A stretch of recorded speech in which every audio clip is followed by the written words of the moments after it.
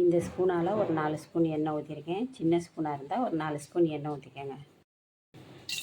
கிராம்பு, ஏலை, இது ரெண்டும் போதும்.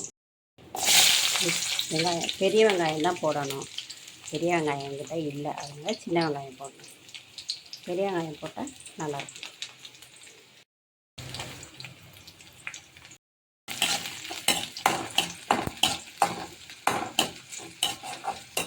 இது பொன்னிறமாக வந்ததும் இஞ்சி பூண்டு பேஸ்ட்டு போட்டுக்கணும்.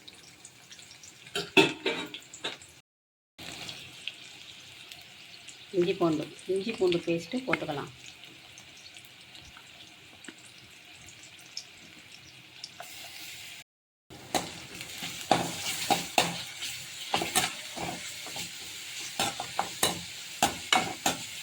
இஞ்சி பூண்டு பேஸ்ட்டு போட்டு நல்லா பச்சை வாசனை போக வதக்கிக்கணும்.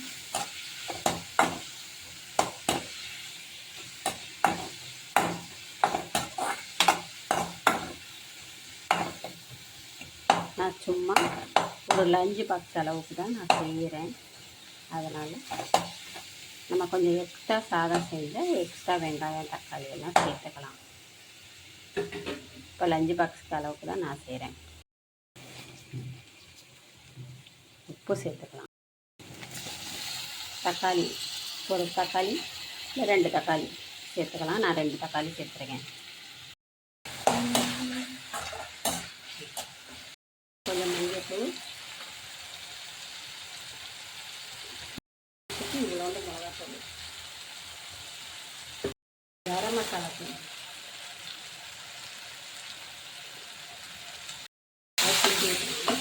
நல்லா பச்சை வாசனை போக வேக வச்சு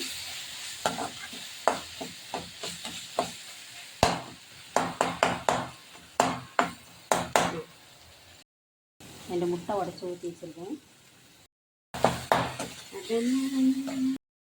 இப்போ முட்டையை ஊற்றியாச்சு.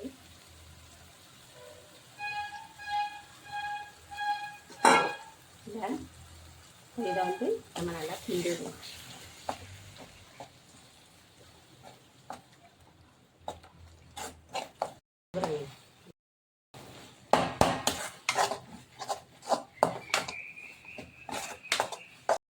இப்போ இறக்கியாச்சு. இதில் வந்து ரைஸ் போட்டு நம்ம கிண்ட வேண்டியதான்.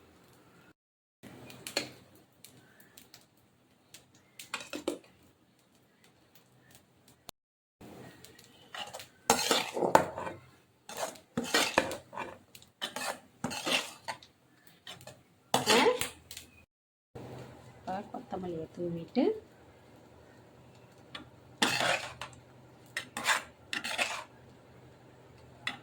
நம்ம வந்து முட்டை சாதம் ரெடி.